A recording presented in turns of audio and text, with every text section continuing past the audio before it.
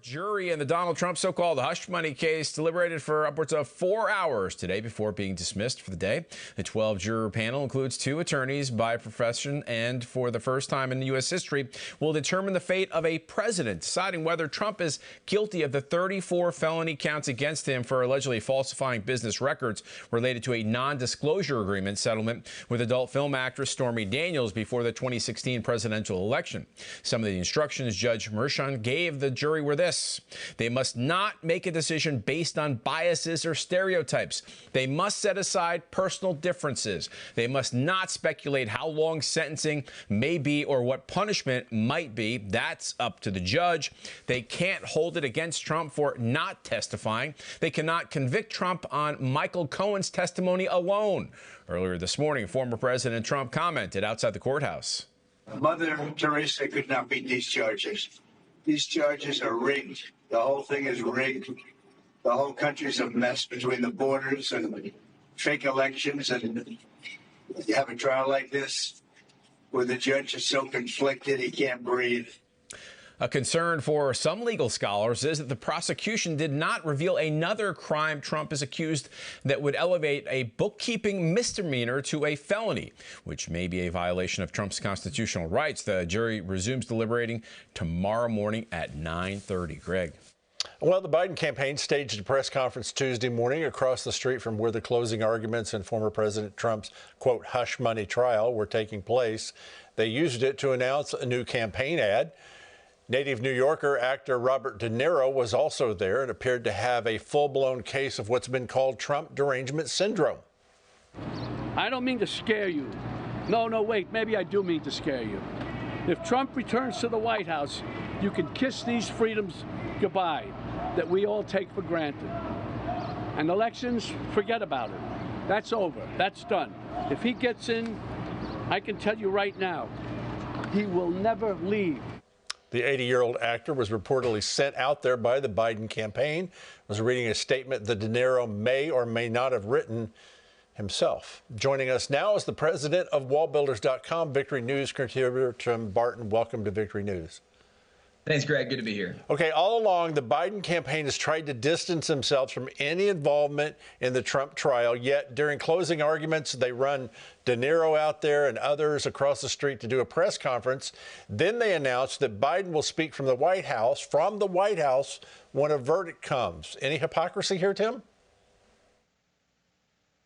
Well, there's always hypocrisy when you look inside the Biden administration, unfortunately. The idea that they're not involved in this, and yet they've been carrying the political narrative surrounding this trial for a long time. It's true. You don't see them actively discussing this necessarily every day, but Biden hasn't done really press conferences in a long time. And so the idea that he's not influencing it is inconsistent with the reality that certainly his team is very much connected and committed to what's going on. As we mentioned moments ago, just running out Robert De Niro to read a statement presumably from the Biden team, which it certainly looks like it was. The idea that if Trump wins this election, that he's never leaving office, and so that's why it's important that the jury find him guilty now. All of this is just a political sham. It's a show trial. And it's utter nonsense the way the judge has conducted this. Okay, so now the jury has it and the power now goes to them. Jonathan Turley inside the courtroom posted this about the judge's instructions, quote, they can disagree on what the crime was among the 3 choices.